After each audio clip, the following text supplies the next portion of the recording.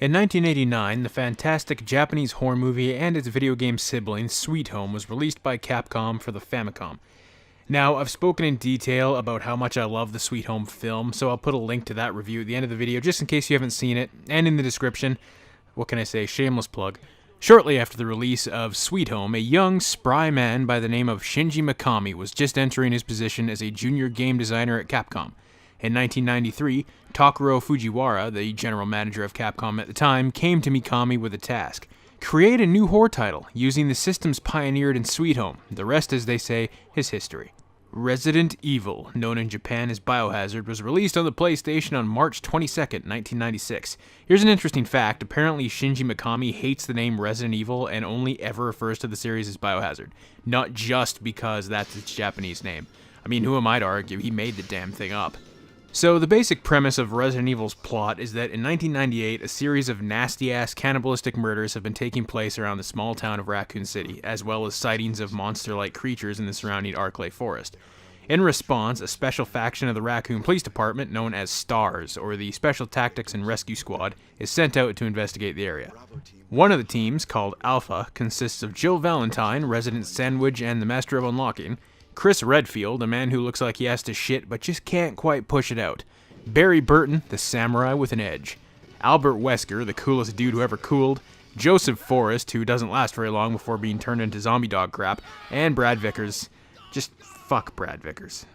So yeah, Alpha Team is attacked by a pack of zombie dogs, otherwise known as Cerberus, and have to rush into a nearby mansion in hopes of shelter, but in reality, all hell is about to break loose.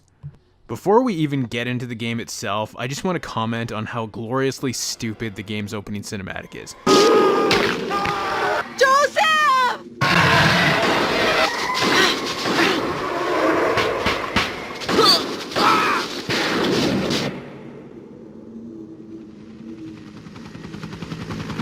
No! Don't go! As you can see, it's comedy gold, which isn't exactly the kind of tone you want to convey when you're just coming into a horror game, and yes, the voice acting throughout the game is just as incredible as this. As you could probably imagine, these actors didn't go much farther than this. The story from this point will change based on which character you decide to choose. You can play as either Jill or Chris, each with their own story direction, character interactions, and dialogue. For the sake of this review, I played through as Jill because she's badass and it's just what I'm used to. When you play as Chris, you start without a gun and encounter Rebecca Chambers, who greets you by literally macing you in the face. What is it? What? Oh! Oh no! Sorry, I didn't mean to do that. You must be from the Bravo team. Haha, just laugh it off. I'm blind now. In Jill's story, you spend most of your time with Barry. Once you put aside the acting, you will quickly realize that Resident Evil actually has quite a foreboding atmosphere. I wouldn't exactly call it scary, because it never really is at any point genuinely scary, but it gives off a certain sense of dread. In my opinion, it's mostly due to the game's music. Not all of it's great though. While some of the music is actually really good at making you feel on edge, such as the main mansion score,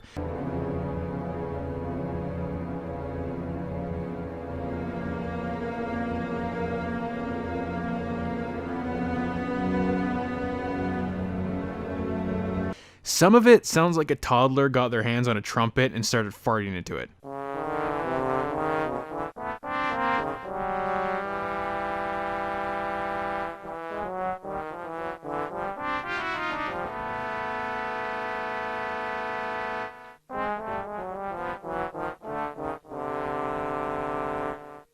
Throughout the mansion, you will encounter various monstrosities, including zombies, the previously mentioned Cerberus, infected crows, literal sharks, a giant snake, spiders, mutated plants. There's all kinds of shit in here that wants to kill you. They're all infected with the T-virus, short for Tyrant virus, that was released into the mansion via the building's underground secret laboratory owned and operated by the evil dickheads at the Umbrella Corporation. Resident Evil makes use of pre-rendered backgrounds, which honestly allowed the environments to have a ton of detail, more so than they would have been able to get out of the early PS1 using full 3D environments. But because of this, the camera doesn't follow behind you, rather they stick it in places where you'd suspect maybe a security camera would be put. And because of the lack of camera movement, your character controls like a tank stuck in a big pit of mud. When I first played Resident Evil, this took a little while to get used to, but now it's just my preferred way to play these games. Even the new controls the series received after Resident Evil 4 just aren't as good to me. Speaking of backgrounds, there's a lot more to the Spencer mansion than just a big house. Littered throughout the estate are a ton of puzzles and traps specifically designed by an asshole. Could you imagine being one of the poor bastards in that house that built it, but then just happened to forget how to solve their own traps? Jill? Is that you, Jill? What happened? Barry, help me, please. The door won't open. Quick! Oh, Barry! That was too close. You were almost a Jill sandwich. You're right. You also get to explore a checklist of locations that aren't just a mansion. You get to go to a guest house, an underground laboratory, an aquarium, and a cave system, which I hate. It's actually quite varied. There's also a huge emphasis on resource management in Resident Evil. Your character can hold 6 items, 8 if you're Jill, and the only way to free up slots is to A, hope your items stack up, such as ammo, B, use a healing item even though you aren't hurt at all, or C, hope to God you can get to a nearby storage box. On top of this, you don't get unlimited saves either. The only way to save your game is to use ink ribbons at various typewriters throughout the mansion. Don't have an ink ribbon and have no ammo and your health is running low? Well, get good, scrub. Resident Evil has been passed around more times than a hooker on prom night over the years, so if you haven't played it, there really isn't an excuse. You've got the original PS1 release, the Windows PC version that added a color intro cutscene, the Director's Cut re-release that added new backgrounds, costumes, and a remixed mode that sorta acted like Ocarina of Time's Master Quest, where everything in the game is rearranged. You've got the Sega Saturn version, which added a new monster called the Tick, a battle mode which acts as basically the origin point of the series minigame Mercenaries, and a new Tyrant battle. Finally, you have the DS version that was dubbed Deadly Silence that included a first-person knife mode and the ability to touch Jill's ass, or Chris's, whatever floats your boat, I won't judge. As you can see, getting your hands on Resident Evil is simply a matter of cost and console of preference. Whichever version you decide to play, you won't be sorry. Resident Evil may not have been the very first horror game ever made, but it was the game that broke new ground and popularized a new survival horror genre. It's a classic, no matter what version you decide to play, though it hasn't aged as well as nostalgia would make you think it has. Is that Jill? Is that voice Enrico's? Is that Jill? Yeah. You're alive. What's it? Are you with anybody, Jill? Is that... Listen, the stars are going to be finished soon. Someone is a traitor.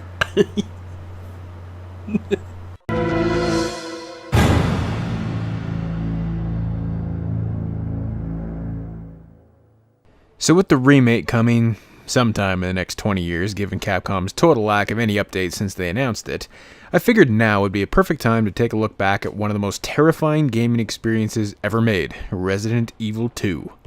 2 months have passed since the STARS team blew the fuck out of the Spencer mansion up in the Arklay Mountains, but unfortunately, that really didn't help anybody. The T-Virus still found its way into Raccoon City and has transformed it into a nightmarish zombie hellscape.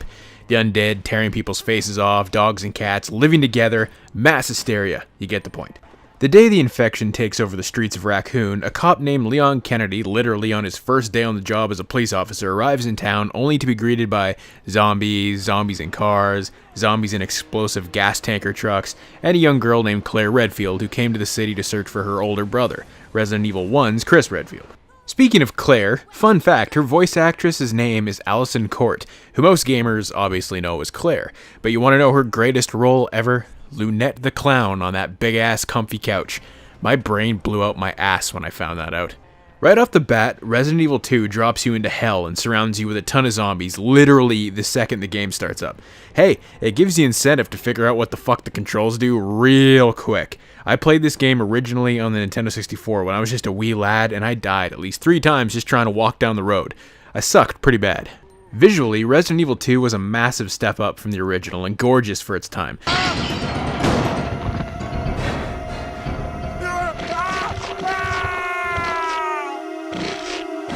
Okay, maybe gorgeous isn't the right word here. Everything is a ton more detail, especially the streets of Raccoon City for the little time you're actually out in them. Most of the game takes place inside the Raccoon City Police Department and then kind of moves into other places like a sewer or the quintessential lab, but you never spend much time on the streets, which was always kind of disappointing to me. But thankfully, Resident Evil 3 made up for that. Who are you? Oh, you must be the new guy. Leon. Sorry, but it looks like your party has been canceled. Man, I bet you Leon's party was gonna be lit. I mean, just look at that party hat. While Resident Evil 1 had 2 playable characters with slightly differing storylines, Resident Evil 2 is far more ambitious. It's 2 discs, each disc containing either Leon or Claire's story depending on which disc you use. You can put in whatever disc you want to start with, and what you do in Leon's game, for example, will directly affect some of the things in Claire's story, or vice versa. Such as a moment where you can pick up either a weapon or an expanded inventory, leaving whatever item you didn't choose for the other character when you play through on their disc. Most of the gameplay, though, is essentially the same as what we got in Resident Evil 1, which isn't bad. You still have the ball-bustingly small inventory, the tank controls that I wouldn't change for the world, and the highly detailed pre-rendered backgrounds which were common on the PS1 era. But now you get to deal with a whole host of new ungodly freaks, including the skinless lickers, which scared me so badly the first time I played that I actually stopped playing for a day. I mean, a dead body on the floor with the description of, oh, his head got twisted off, and then a groaning, razor-toothed House Bolton flag tries to French your brain with its tongue. Fuck that. Also, I was like 10 at the time, so give me a break.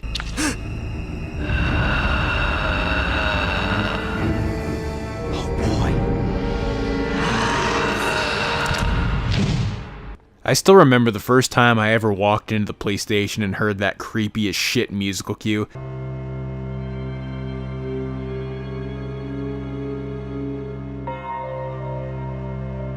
God, I felt so uneasy. It's a moment I'm never gonna forget, that's for damn sure. Or roaming the halls of the RPD, finding dead bodies, boarded up windows, spent bullet casings, and really taking in the fact that some awful shit went down here before you even showed up. It's almost like every room is its own story, and I loved that level of detail. Speaking of detail, my first experience with this game was the Nintendo 64 version. Keep in mind the Nintendo 64 was cartridge-based and the PS1 was disc-based, so you never really saw cutscenes or anything like that on the N64. But, while pixelated to hell, the N64 version not only managed to cram all the cutscenes in there, but it also managed to fit both Leon and Claire's campaigns on the single cart, plus had additional features not even in the PS1 version. Sure, nowadays we can fit a game the size of Skyrim on a cartridge no bigger than an SD card, but back then, back in the 90s, that shit was completely unheard of. In summary, Resident Evil 2 is a masterpiece of horror and an exercise in tension and the creep factor. It took everything that made the original Resident Evil a classic and bumped it up, giving us a bigger story, more nightmares to fight, a bigger world, and bigger stakes. It did everything it needed to do right, and the remake has a lot to live up to. So here's to hoping that when the game finally drops in the year 2030, it's not an insult to this great game, but a love letter. Give us fixed camera angles and tank controls, or the over-the-shoulder controls, I don't care, but seriously, please, don't fuck this up, Capcom. I'm begging you. So when I was a young lad, probably about 8 or 9 years old, I had a friend who had an older brother who was obsessed with the Nintendo 64 and Super Smash Brothers. Well, I had a Nintendo 64 and Super Smash Brothers, so I was the hot shit. But he had a PlayStation, and to me, the PlayStation was just a fabled system. It was a system that I'd only read about in magazines. I had never actually seen one. To me, it was an adult console. Nintendo 64 was kiddie, that one was for adults.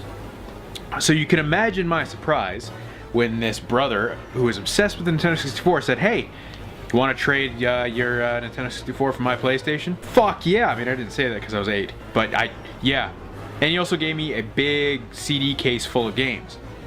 One of the games in that was Resident Evil 3 Nemesis. Now keep in mind, I was 8. My entire gaming experiences in life was being a Pokemon master, collecting stars in Mario, and just in general playing games that were child appropriate. I had never experienced anything like this. So I went and popped the PlayStation open, put in Resident Evil 3. I don't know why I chose Resident Evil 3 of all the games that were in there. I guess I just like the CD art. Hit the power button and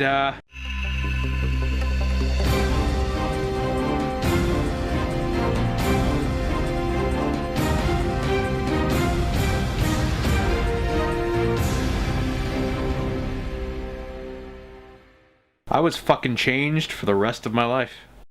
This is Chopper Delta, preparing to drop off at area E95070. What are they?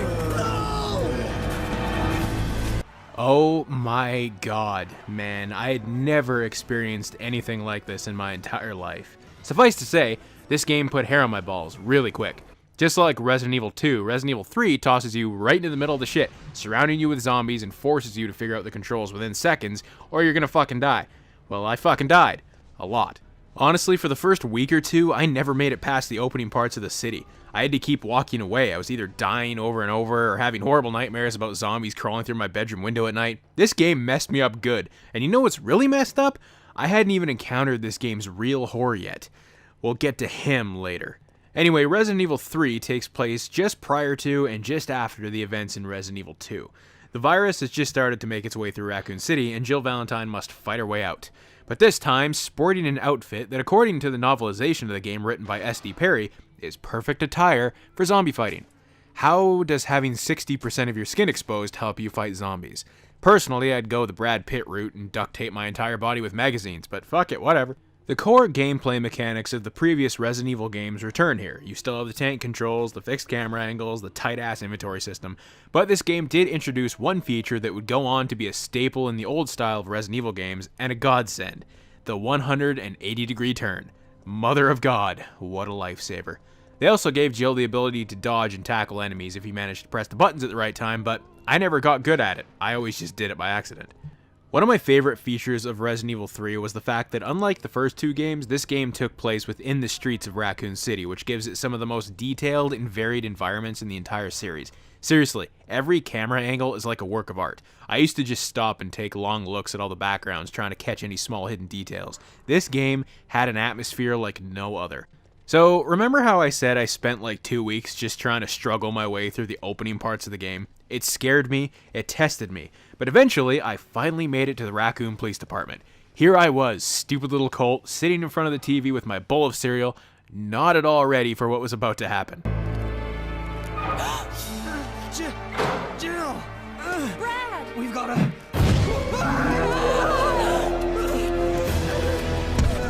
Jill! Help!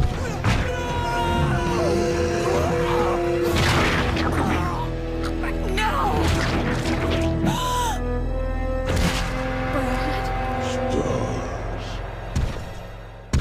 Nemesis. Motherfucking Nemesis. To me, there is no single enemy in gaming that can even come close to this son of a bitch.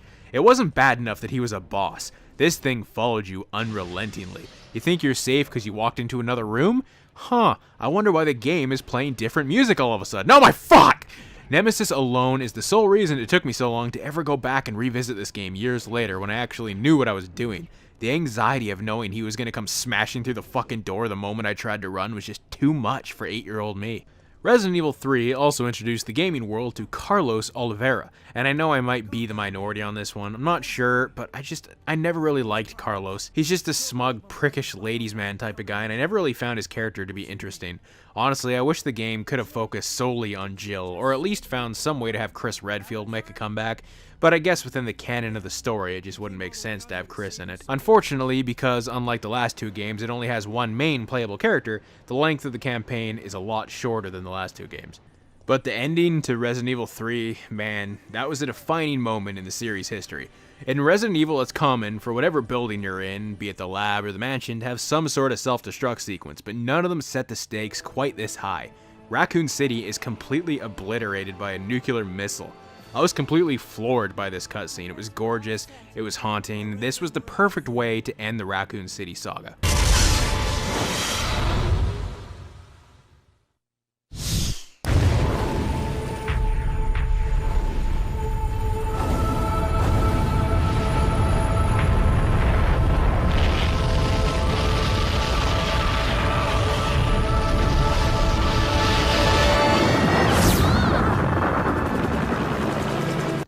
I know the general consensus for the Resident Evil community is that Resident Evil 2 is the best in the series, but maybe it's just nostalgia talking, but to me, Resident Evil 3 is the greatest game in the series. It was my entryway into what would become my favorite video game series of all time. Yes, it was a lot more action-packed than the previous two games, but that really didn't take away from the horror at all.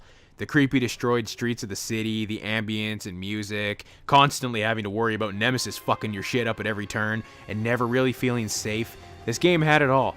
I'm just as excited for the Resident Evil 2 remake as anyone, but if Capcom remade Resident Evil 3, I could literally die a happy man. It's finally over.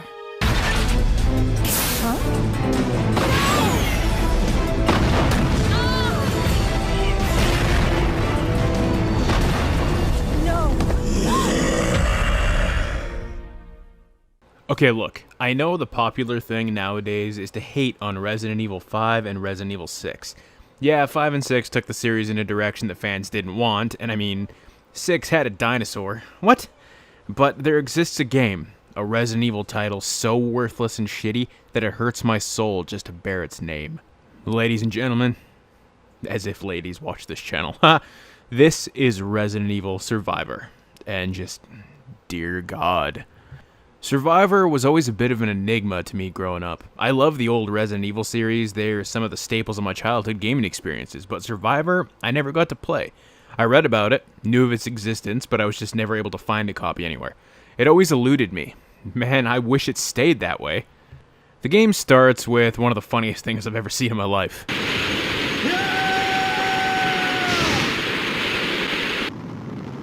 Do a barrel roll!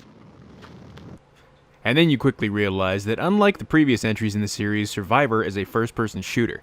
It may look like an on-rails shooter, like what they did with Resident Evil, Umbrella Chronicles, and Darkside Chronicles, but it isn't. You can move freely. There is a plot here, kind of. You play some guy who conveniently gets amnesia from the helicopter crash earlier. Everyone around you keeps calling you a killer and Vincent, but your character can't remember who he really is, and, well, that's it, really. Just like an on-rails game, your main handgun has unlimited ammo, but every other weapon you pick up does in fact rely on ammo, which is great when you fight annoying shit like the Cerberus that run and jump all over the damn place. This would have probably been easier with the light gun, but I had to use a controller, and the reticle moves slower than dog shit rolling uphill. Don't make the enemies move faster than I can aim, Capcom. Speaking of the light gun, the whole time I was playing this, I kept thinking to myself, I really should just get the gun and make this a far less stupid bullshit experience for myself. Upon looking, I discovered that the North American release isn't light gun compatible at all. You can only use a gun in the European and Japanese versions. Some people think this has something to do with the Columbine shootings because they happened right around the time of this release. But either way, it makes Survivor a hell of a lot more tedious and difficult, but not in a good way. Most of the enemies are all just ripped from Resident Evil 2, with the exception of these... I don't even know how to explain them. They look like soldiers, but their arms are really long and lanky, and their legs are stubby. They kind of look like gorillas, and they have shit aim and can't even hit me when I'm standing still. Also, when you kill one, they roar like a jaguar. What the hell is up with that? You encounter a Mr. X in the game who just always walks slowly towards you. I mean, he's easy enough to dodge, but for some ungodly reason, whenever he actually hits you, the game decides to spin you around to face his direction. And since your character turns at the same speed as molasses, this makes getting away a tedious pain in the ass. Same goes for the hunters. You can outrun them, but they always jump right in front of you and block your path. It's not even good AI design, it's just the game trying to be as annoying as possible.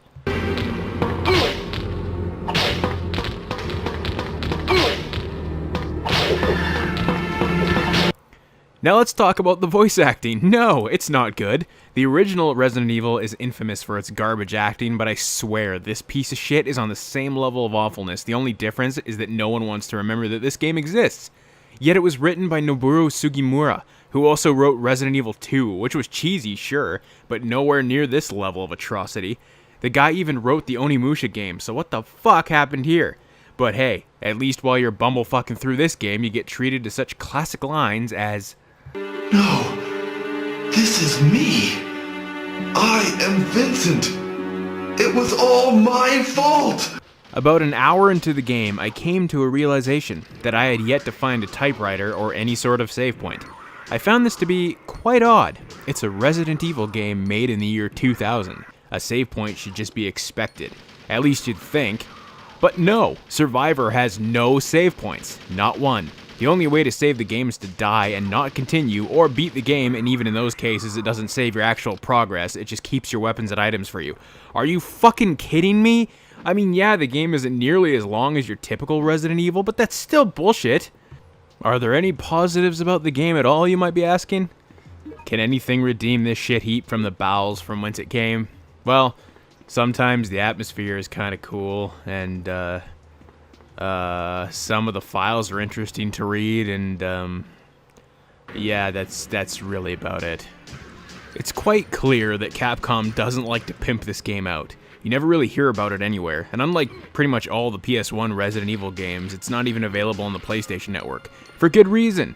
It's an ugly, boring, awful mess of a game that really is better left forgotten in the past. It has brief moments of, oh, that's kinda cool, to die-hard fans, and it has a few good laughs, but it's a game I'll never go back to. Honestly, I'd rather go back and play through Jake's campaign in Resident Evil 6, and just saying that out loud made my body shiver with more fear than this game instills.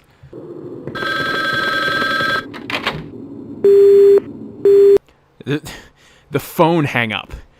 The fucking phone hang up.